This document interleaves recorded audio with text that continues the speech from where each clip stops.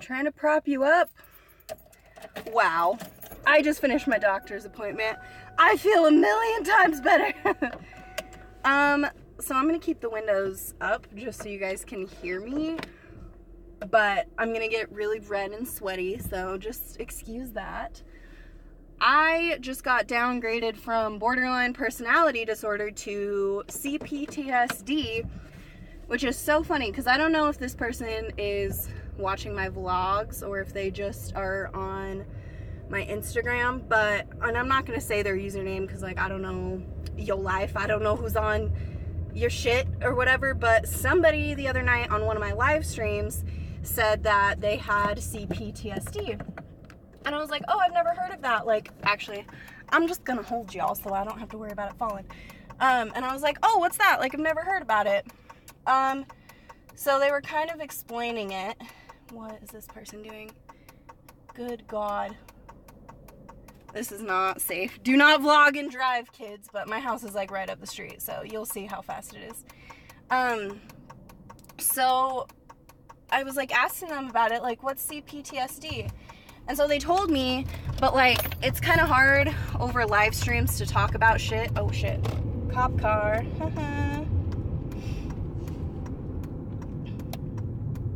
Oh fuck, he's flipping around. Shit. Totally not scary. He was not coming after me at all. But so I was asking them, like, oh, what's CPTSD? And it's hard to talk about stuff over live streams just because, like, you know, you can't actually talk to each other back and forth, especially when there's other people in there. But, oh my God, I'm dying. I'm sorry, I have to open a window. But okay. Here's a better place to start. So, right at the end of my session, I told her, like, hey, I just don't know if borderline is, like, the right diagnosis for me. Like, it feels a little extreme. Like, I don't know. So she started giving me these handouts on complex PTSD, and then we did, like, a little questionnaire thing that was like, oh, what are your symptoms? Like, do you feel this? Do you feel this? Like, how often do you feel this? Shit like that.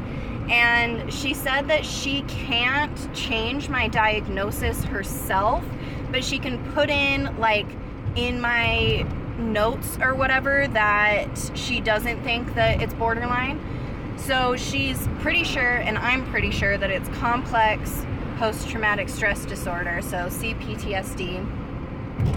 Which, like, I was kind of explaining to her all the trauma that I've had, like, like, my dad left, and then, I went through, like, a lot of emotional abuse with my father's side of the family, and my father left, not my dad, but, she went through all of the different, like, oh, fuck, I'm losing my train of thought because I'm trying to, like, drive at the same time, but, yeah, so she was basically just saying, like, here are all the symptoms, blah, blah, blah, gave me the questionnaire, and I was telling her about my trauma, and I'll just tell you guys, but my dad left, my father left. I'm so amped up, I'm sorry, it's just, like, post-doctor's appointment adrenaline, but, like, my dad left when I was 3, and then my father left when I was 3, and then, he didn't even want anything to do with me after he left, so my mom gave all of his, like, basically gave him custody of me every other weekend, and then that was too much for him, so he fucking moved out of state, and then instead of just, like, not ever seeing his family, my mom switched the custody over to my grandma, like, his mom.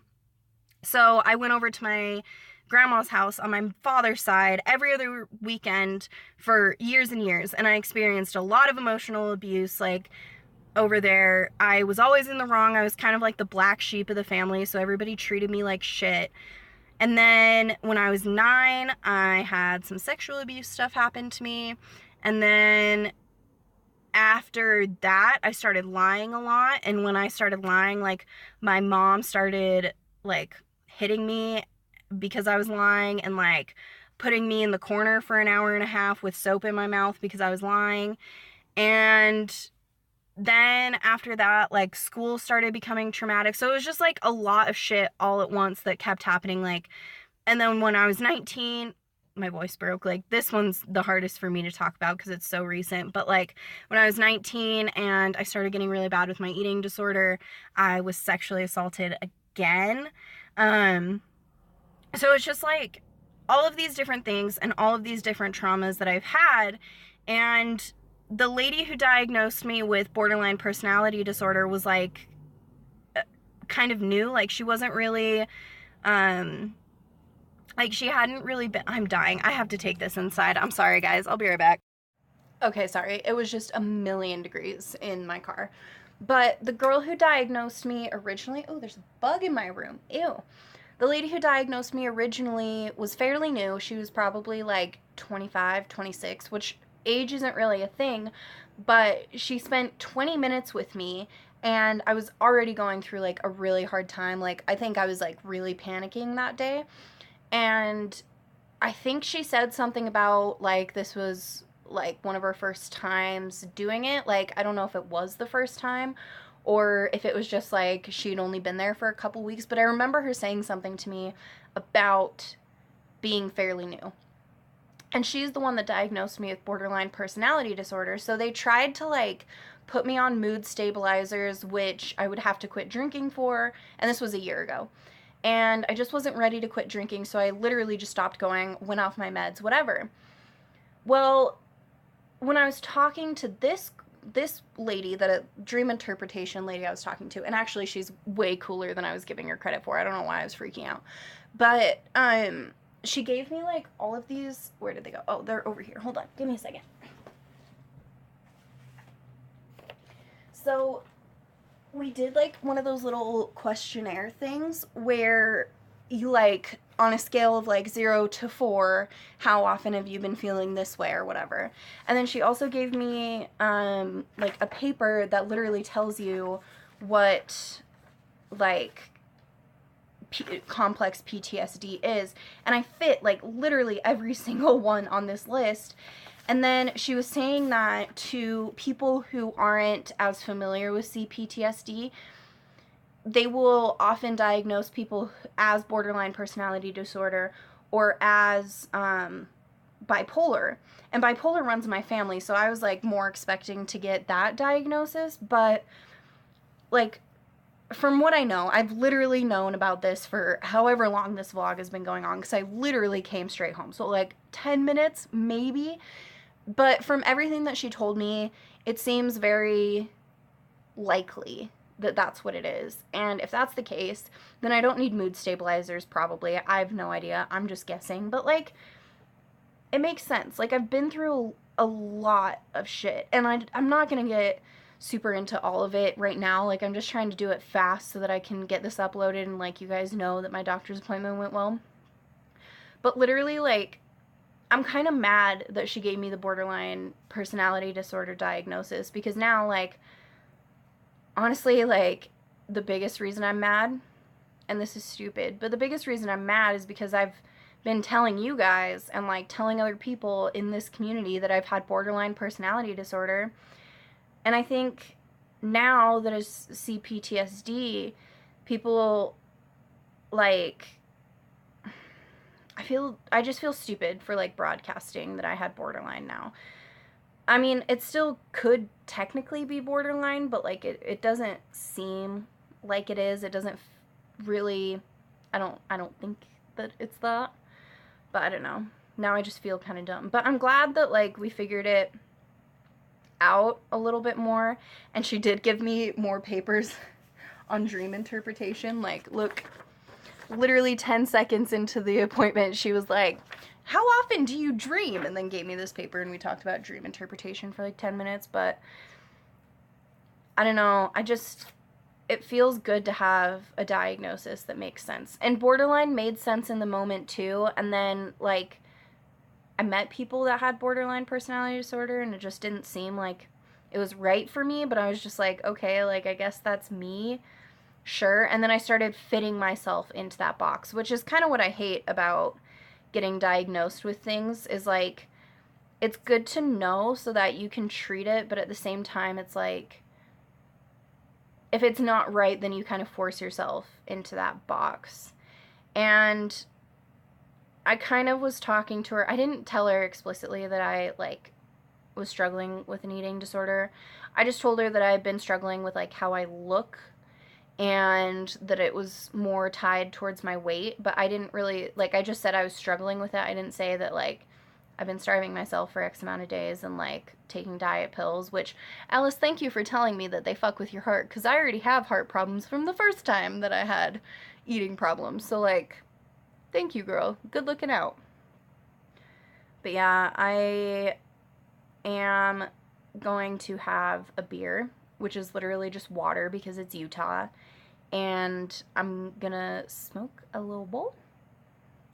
And yeah, then I'm probably gonna take a nap because today has been stressful. But here, like, you guys, honestly, people are gonna hate this. Like, people are gonna look down on me for doing this, but I'm gonna read some of the things that she gave me. So, this is differences between PTSD and complex PTSD. And basically how she explained it to me is that complex PTSD is stuff that happens to you in childhood, and it's more often reoccurring than just, like, one single event.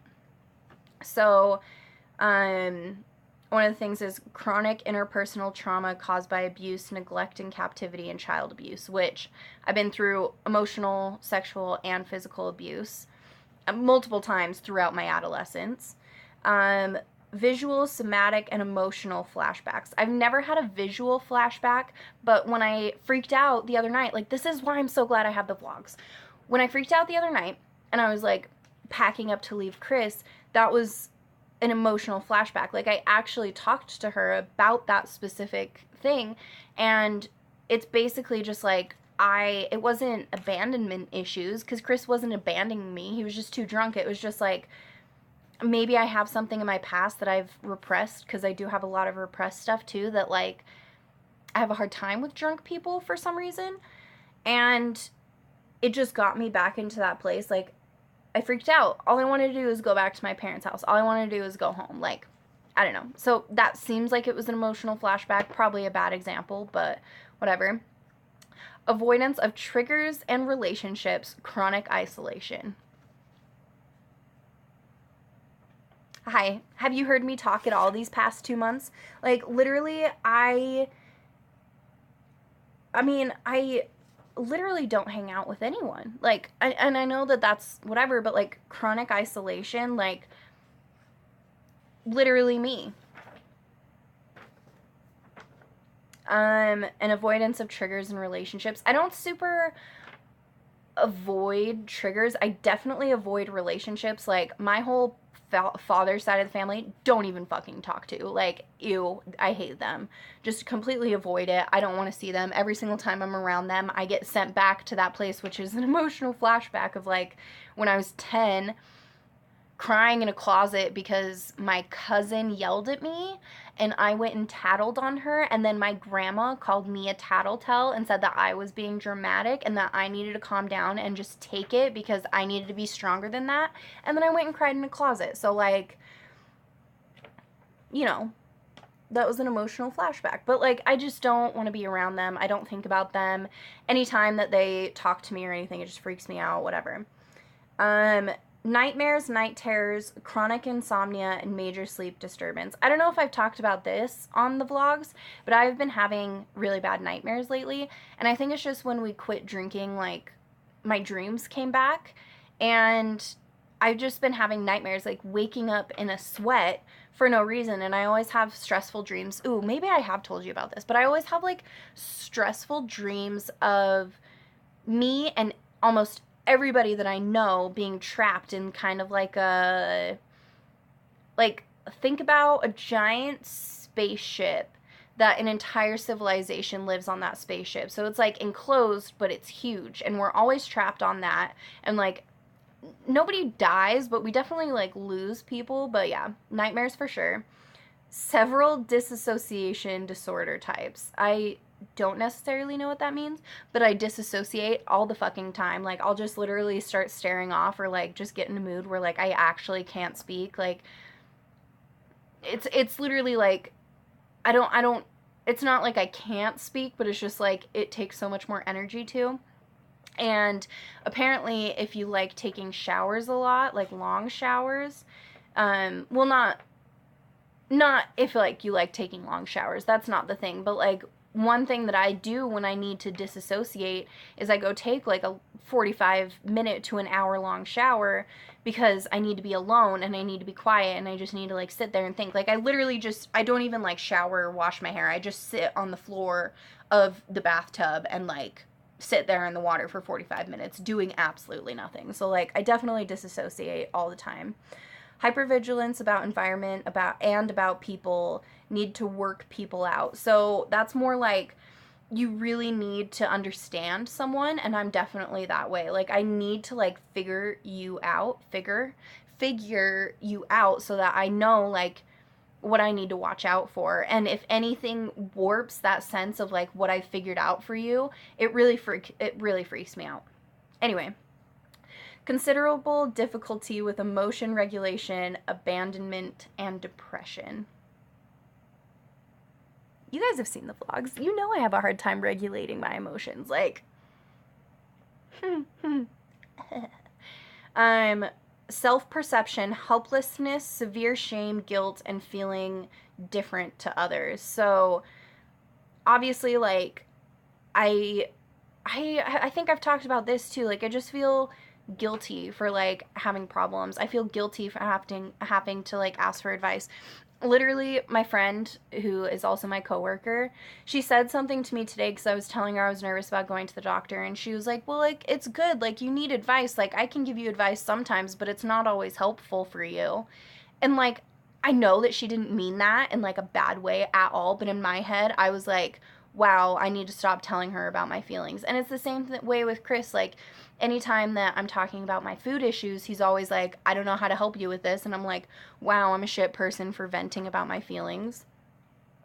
Fear of trust, repeated search for rescuer, loss of faith, and despair. So if you guys haven't seen my main channel video, I go through a loss of faith all the time.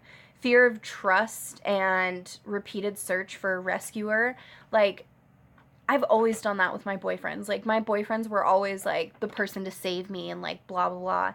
And fear of trust, like, I don't know, I just don't let myself get super close to people, or I get really close to people really fast. Like, with Chris, I tried to, my boyfriend, by the way, with Chris, I tried to like keep him at an arm's distance, and I really couldn't do that because we were drinking all the time, and like every single time I drank, I would have panic attacks. Like, there was one panic attack. I wish he knew about the channel and he felt comfortable coming on here, because it would be so funny to hear his side of the story. I only remember what he told me. Like, I was blackout drunk. But he found me, like, I'm sitting cross-legged right now, but he found me with like my knees pressed against a building, cross-legged, and I had my forehead against the building, and I was going like this, and I was just sobbing uncontrollably because I was like freaking out, like just absolutely losing my mind. And so like I had to trust him because he saw me and like took care of me that night. But like, I've had episodes of like pulling my hair out in front of him. I have self-harmed in front of him multiple times. Like, wow, I'm an awful girlfriend. I am a terrible fucking person. And then distorted perceptions of perpetrator, preoccupied with perpetrator. So I think that's like your abuser. And I literally, like, I have made excuses for the people who have sexually abused me. I've made excuses for people who have physically abused me. And like, I just constantly think about it, like, where are they? And like, would they do that now? And like, just all that shit. So that's just like a list. It's not all of the symptoms or anything, or like whatever, but I feel like I fit every single one of the ones that are on this list. And I know it's not a comprehensive list, and she can't technically diagnose me, so I haven't technically been diagnosed with CPTSD yet, but it just seems like the most logical thing. So kind of hoping that that's what it is, because it'll be fairly easy for me to like wrap my head around. But yeah, and then she gave me a bunch of like books and stuff. This is what I was saying, like she literally gives you homework. But she gave me a list of like, this one is all about like how your body reacts. So like if you're having a panic attack or something, this book, I guess she didn't, it was like right at the end of the session, so I don't know, whatever. But that one is more about like learning how your body reacts to certain things, especially with PTSD. Like, and if any of you guys suffer from PTSD and any of these things sound good, like text me or message me on Instagram and I'll send you these. But this book is supposed to teach you how to recognize when your body is having an emotional response to a trigger, or if it's like sending itself back into a flashback, and kind of how to counteract those effects. And it just makes it easier if you can recognize in your rational brain that you're having like this symptom, and then you can work on it and kind of figure out where it's coming from and how to calm it down and stuff. And then this second one, I can't really remember what it was. I was ready to go by then, apparently. And then this last third one is a book that actually explains what CPTSD is and how to kind of fix it for yourself. And she said that in this book, the author actually says that to an untrained eye, you can get diagnosed with borderline personality disorder and bipolar. I think I already said this, but you can get diagnosed with those things even if it is just CPTSD. So, I mean, I don't think I can afford really to get those books yet, but I'm definitely going to. I'm the kind of person that like, I need to know how my brain works, and this is OCD. I need to know how my brain works. I need to know like why my brain is doing these things, and that might even be part of the like, hypervigilance about environment and everything. Like, I just need to know. Like, it makes me feel so much better if I can have a definitive diagnosis and a definitive thing to work on and like go from there. And that's what happened with me quitting smoking. Like, you guys saw that list that I made. Like, I even said in that vlog, like, I just need to know. Like, I just need to know when it's gonna end, or like how I can get it there. Like, it's just the way that my brain works. Oh, I'm dying. Okay, I've been chatting your ear off. I am so sorry. I'm going to put everything together for you and then upload this. I'm sorry I've uploaded like two 20-minute vlogs in the same day, but you know, this is my life and this is my channel, and this is what I want to document, is how I feel right after my first appointment getting diagnosed with CPTSD. I mean, I didn't get technically diagnosed for it. I have to wait until Monday to get officially diagnosed with it, because I have to see 2 different people, and I'm seeing a second person on Monday. So yes, I think I'm gonna go live stream really fast while this is uploading, so catch you on the flippity flip. I'll see you guys next week. Bye.